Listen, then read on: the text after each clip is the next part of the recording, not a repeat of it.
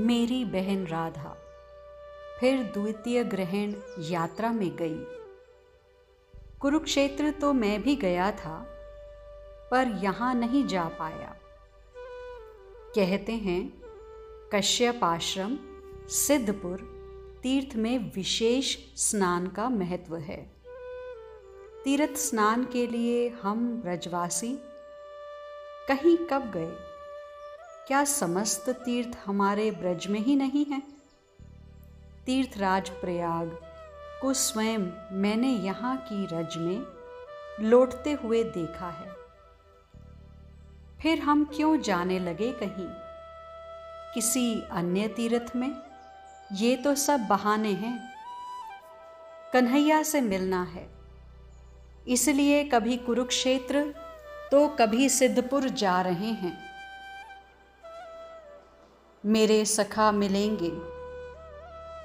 मेरी कितनी इच्छा थी। मुझे अपने हृदय से लगाकर कन्हैया रोया था कुरुक्षेत्र में, खूब रोया था। और मुझे कहा भी था सिद्धपुर में अवश्य आना, द्वितीय ग्रहण पड़ रहा है। वैसे ग्रहण का ज़्यादा पड़ना शुभ नहीं माना जाता। कली काल में ही ग्रहण ज़्यादा पड़ते हैं। हाँ, कलयुग की अब शुरुआत होने ही वाली है। चले गए सब, मैं भी जाता, पर मेरे पिता वृषभानु जी ने मुझे बरसाने का अधिपति जो बना दिया, मैं कैसे उनकी बात को काटूं? उनका कहना है कि इस ब्रज को अगर हमने नहीं संभाला तो कन्हैया बुरा मान जाएगा। हमारे ही भरोसे तो छोड़ा है इस ब्रज को। मेरे बाबा भानु ठीक हैं। अगर हम सब द्वारिका जाते रहे तो इन वन्य संपत्ति की रक्षा कौन करेगा? मैं देखता रहा मेरी बहन राधा बैलगाड़ी में बैठकर जा रही थी। मैं हिलकियों से रो गया था। बहन कोमलांगी है।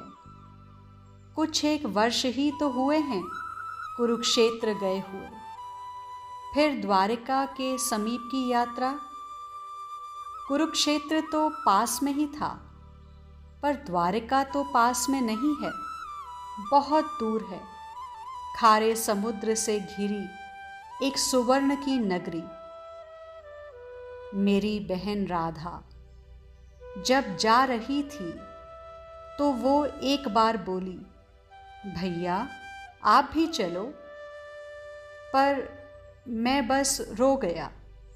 लाली कन्हैया को कहना, श्री दामा ही अपराधी है तुम दोनों का। आज जो तुम इतना रो रही हो, विरह अग्नि में जलती हो, उसका दोषी अगर कोई है तो ये तेरा श्रीदामा भैया ही है। वो दिन गोलोक की लीला में श्रीदामा खो गया था। मेरी बहन बोलती रही, श्रीदामा भैया, श्रीदामा भैया। बैलगाड़ियां चल दी थी। मैं गोलोक से कुंज में गया था। श्रीदामा खड़े खड़े उस गोलोक कुंज में घटी घटना का स्मरण कर रहे हैं। कन्हैया कन्हैया, चारों ओर आवाज देता हुआ कुंज में प्रवेश किया था मैंने, पर मुझे कोई नहीं दिखा। हाँ, दूर तमाल वृक्ष के नीचे श्री राधा और कन्हैया बैठे थे।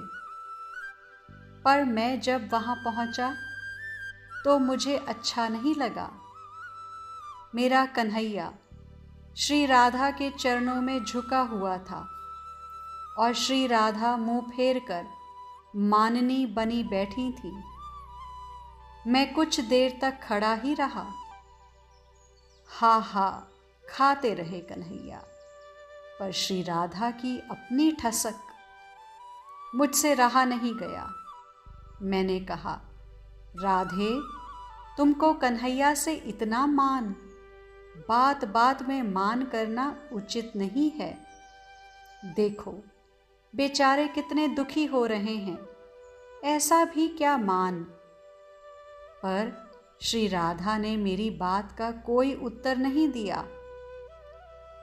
कुछ देर बाद भी जब यही सब चलता रहा, तब मैंने क्रोध में आकर कह दिया, कभी 100 वर्ष का वियोग होगा ना, तब पता चलेगा कि कन्हैया का विरह क्या होता है।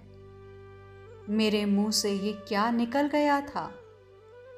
मेरी ओर देखा श्री राधा ने और कन्हैया ने भी। तब मुझे अपराध बोध हुआ। मैंने क्षमा मांगी, पर कन्हैया मुस्कुरा कर बोले, अब तो ये लीला होगी, अवतार काल में यह लीला होगी। 100 वर्ष का वियोग हम दोनों का होगा। मैं पश्चाताप की अग्नि में झुलसता रहा। पर मैं ही हूं अपराधी, अपनी बहन राधा का अपराधी, अपने मित्र कन्हैया का अपराधी, इस वृंदावन का अपराधी, यहाँ के प्रत्येक जीव जंतु का अपराधी। डुबो दिया मैंने इस संपूर्ण वृंदावन को विरह कुंड में। श्री दामा प्रेमोन्माद से भर जाते हैं। बैठक में जाता हूँ, वहाँ मन नहीं लगता। मुखिया बना दिया है मुझे। यहीं से गहवर वन दिखाई देता है। कल एक गोप कह रहा था कि गहवर वन में अभी भी सखियां और राधा लाली बैठती हैं। उनकी आवाज सुनी है मैंने। पागल हो गए हैं ये सब लोग। मैंने उससे कहा,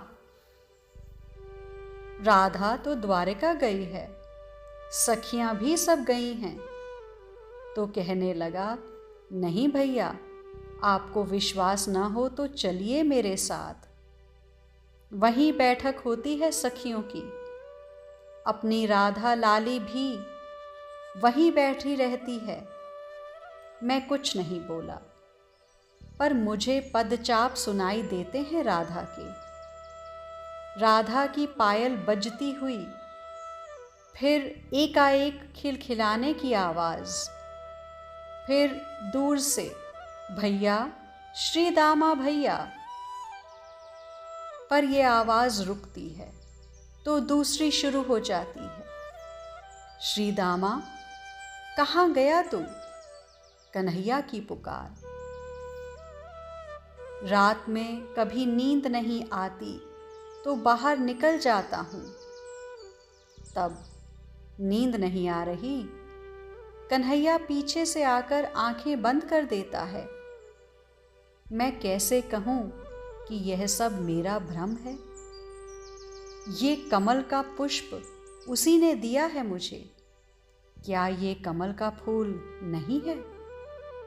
सब कहते हैं है। फिर इसका मतलब कि दोनों मेरे प्राण यही हैं। वो नहीं गए कहीं, यही सच है। कन्हैया और राधा यही हैं वृंदावन में। हाँ, बाहर के लोगों को बताने के लिए मथुरा, द्वारिका, पर सच्चाई यही है कि ये दोनों युगल यही हैं। वो ग्वाला कह रहा था कि सखियों की मंडली अभी भी गहवर वन में चलती रहती है। मुझे अब उस ग्वाले की बातें सत्य लगने लगी हैं। मेरा भी तो यही अनुभव है कि मेरी बहन राधा और मेरा मित्र कन्हैया यही हैं। मुझे भी तो उनकी उपस्थिति यहाँ अनुभव हो रही है। कह रहा था कल वह ग्वाला, विश्वास करो भैया, कन्हैया और राधा लाली यही हैं। हाँ, मुझे भी कल अंधकार में से कन्हैया की आवाज़ सुनाई दे रही थी। उसकी वह हंसी, उसकी खनकती आवाज़।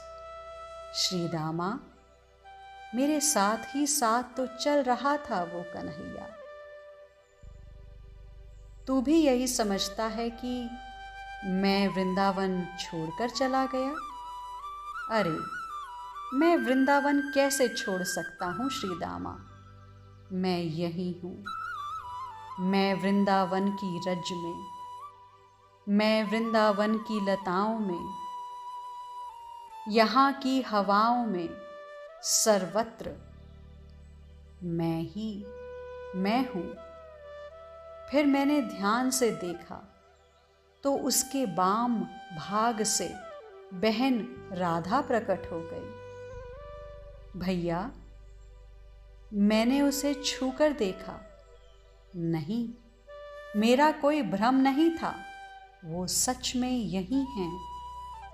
वो वृंदावन छोड़कर जाते नहीं हैं। ये कुछ लीला कर रहे हैं, दोनों मिलकर लीला कर रहे हैं। लीलाधारी जो हैं, श्री दामा हंसते हैं अकेले अकेले। आज के लिए इतना ही। शेष आगे। श्री राधा।